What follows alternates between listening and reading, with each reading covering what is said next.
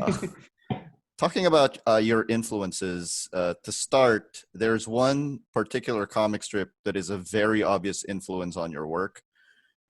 Can you talk about how Calvin and Hobbes informed how you approach these things?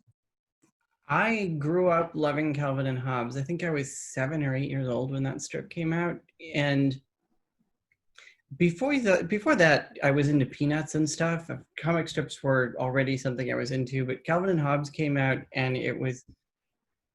I mean, I think everyone fell in love with that strip when it came out, and it's still like one of my favorite things ever.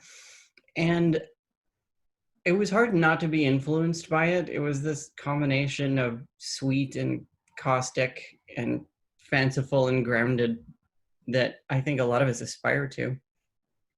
And when I was creating Phoebe into Unicorn, I kind of envisioned it as almost a feminist answer to Calvin and Hobbes. Not that I think Calvin and Hobbes is unfeminist necessarily, but like Calvin's friend Susie is a really interesting friend. Calvin's nemesis, frenemy, Future wife. acquaintance.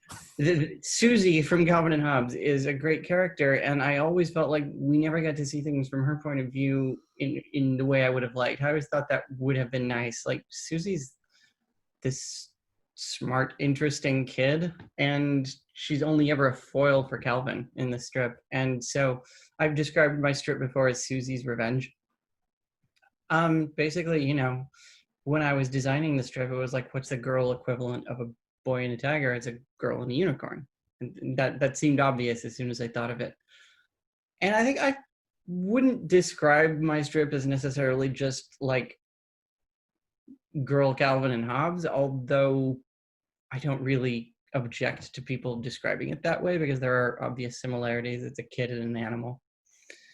Um, yeah, it was a big influence, and I am not hiding that fact. I think everybody figures that out pretty quickly.